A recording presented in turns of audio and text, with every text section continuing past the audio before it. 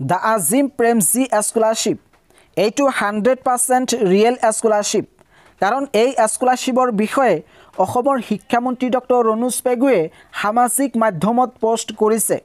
গতিকে এইটো কোনো পধ্যেই মিছা হ'ব নোৱাৰে এইটো এটা 100% ৰিয়েল স্কলাৰশ্বিপ আৰু তোমালোকে যদি এইটো স্কলাৰশ্বিপত এপ্লাই কৰা তেতিয়াহ'লে নিশ্চয় টকা পাবা আৰু এপ্লাই কৰোঁতে 1 টকাও নালাগে সম্পূৰ্ণ ফ্ৰী তোমালোকে এইটো স্কলাৰশ্বিপত এপ্লাই কৰিব পাৰিবা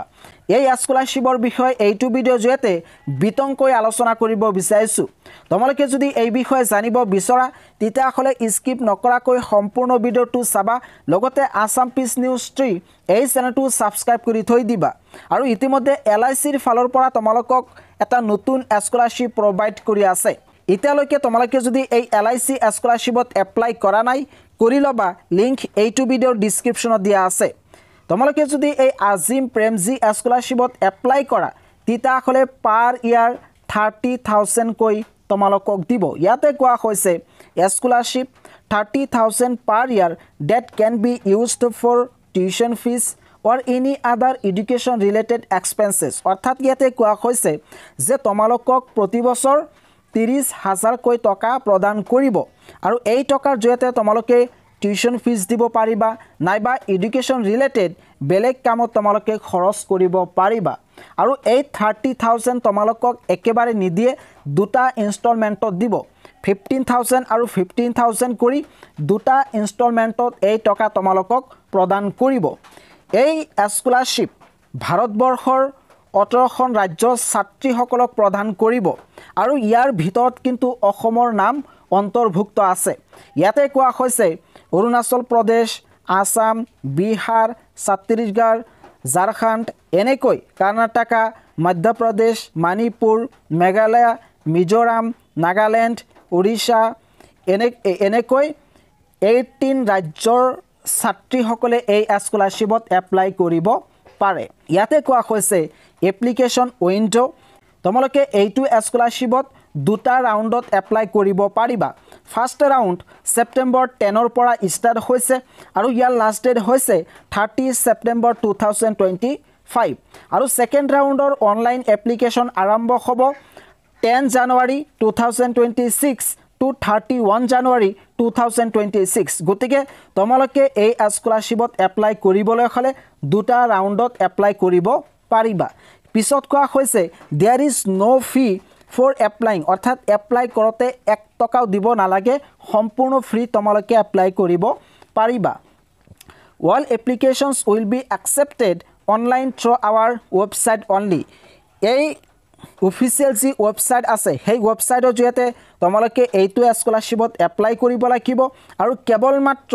অনলাইন এপ্লিকেশন তেওঁলোকে একসেপ্ট কৰিব ইয়াতে কি ডকুমেন্টছৰ প্ৰয়োজন হ'ব কোৱা হৈছে all applicants must submit clear colorful and unedited soft copies of their অৰ্থাৎ তোমালোকে যিবোৰ ডকুমেন্টছ ইয়াতে সাবমিট কৰিবা সেইবোৰ ক্লিয়াৰ হ'ব লাগিব কালাৰফুল হ'ব লাগিব আৰু কোনো ধৰণৰ এডিট কৰা হ'ব নোৱাৰিব 1 নম্বৰ পইণ্টত কোৱা হৈছে পাছপোৰ্ট সাইজ ফটো সিগনেচাৰ আধাৰ কাৰ্ড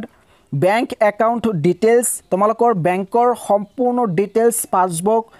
ইয়াতে কিন্তু লাগিব 5 নম্বৰ পইণ্টত কোৱা হৈছে class 10th original marksheet class 12 original marksheet 7 number proof of admission তোমালোকে যে এতিয়া ডিগ্ৰী ফাৰ্স্ট ইয়াৰত পঢ়ি আছা তাৰ এটা proof লাগিব proof হিচাপে তোমালোকে বোনাফাইড সাৰ্টিফিকেট দিব পাৰিবা নাইবা টিউশন ফিজ ইয়াতে দিব পাৰিবা এতিয়া আলোচনা কৰিব বিচাৰিছো ইয়াৰ এলিজিবিলিটি ক্ৰাইটেৰিয়াবোৰ কি ইয়াতে কোৱা হৈছে passed both class 10 and 12 as a regular student from a government school or college in any of the eligible states or union territories অৰ্থাৎ ইয়াতে কোৱা হৈছে যে তোমালোকে যদি ক্লাস 10 আৰু 12 ৰেকগনাইজ গভৰ্নমেন্ট কলেজ নাইবা স্কুলৰ পৰা উত্তীৰ্ণ হোৱা তেতিয়াহ'লে এপ্লাই কৰিব পাৰিবা ইয়াতে কোৱা হৈছে have taken admission in the first year যিসকল ছাত্ৰীয়ে 2025 আৰু 26 একাডেমিক সেশনত ক্লাস 12 উত্তীৰ্ণ হোৱাৰ পিছত গ্ৰেজুৱেচন ফাৰ্স্ট ইয়াৰত এডমিশন লৈছে তেনেকুৱা ছাত্ৰীয়ে এই স্কলাৰশ্বিপৰ কাৰণে এপ্লাই কৰিব পাৰে নাইবা যিসকল ছাত্ৰীয়ে বৰ্তমান ডিপ্লোমা ফাৰ্ষ্ট ইয়াৰত পঢ়ি আছে তেওঁলোকেও কিন্তু ইয়াতে এপ্লাই কৰিব পাৰে কিন্তু এইটো স্কলাৰশ্বিপত ল'ৰাসকলে এপ্লাই কৰিব নোৱাৰিব কেৱল মাত্ৰ এই স্কলাৰশ্বিপ ছোৱালীসকলৰ কাৰণে অৰ্থাৎ ছোৱালীসকলে যদি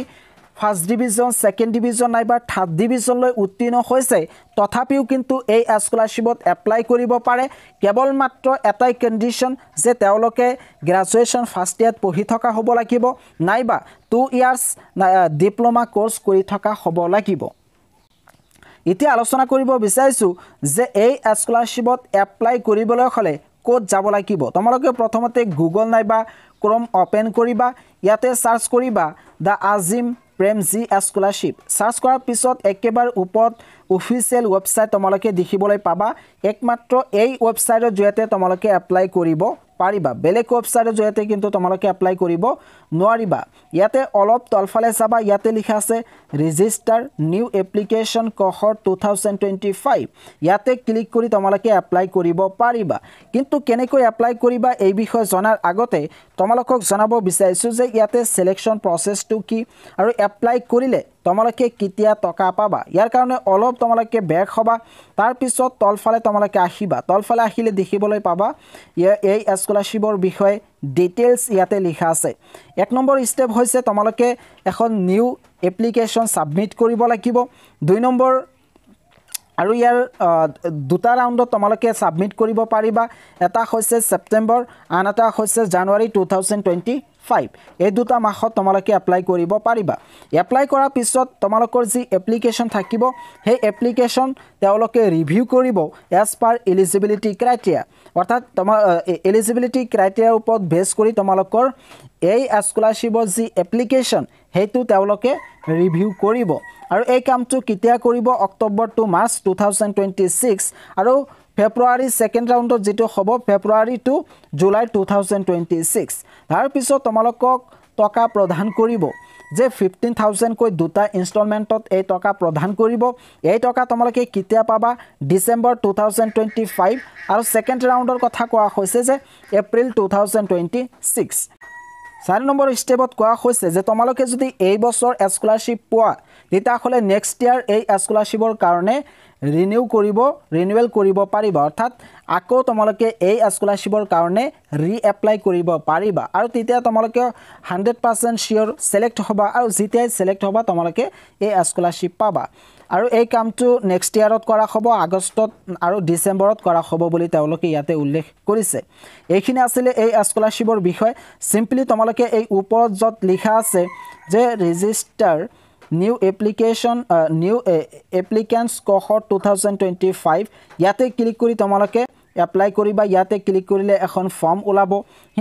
ইয়াতে কিন্তু সাপোৰ্ট কৰা নাই তোমালোকৰ ল্যাপটপ নাইবা কম্পিউটাৰ প্ৰয়োজন হ'ব পাৰে নাইবা তোমালোকে এই ডেস্কটপ সাইট ইয়াতে কৰি লবা ডেস্কটপ সাইট কৰিলে ইয়াতে সম্পূৰ্ণ পেজটো আহি যাব কম্পিউটাৰত যেনেকৈ পেজ আহে তেনেকৈ ইয়াতে পেজ আহি যাব ইয়াতে তোমালোকে দেখিবলৈ পাবা এনেদৰে এই ফৰ্মখন ওপেন হ'ব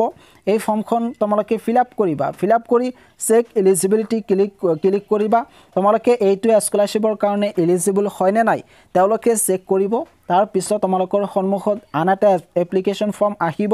সেই এপ্লিকেশন ফৰ্মত সম্পূৰ্ণ ডিটেইলস আপলোড কৰিব লাগিব এনেদৰে তোমালোকে একেবাৰে সহজ পদ্ধতিত এই স্কলাৰশ্বিপত এপ্লাই কৰিব পাৰিবা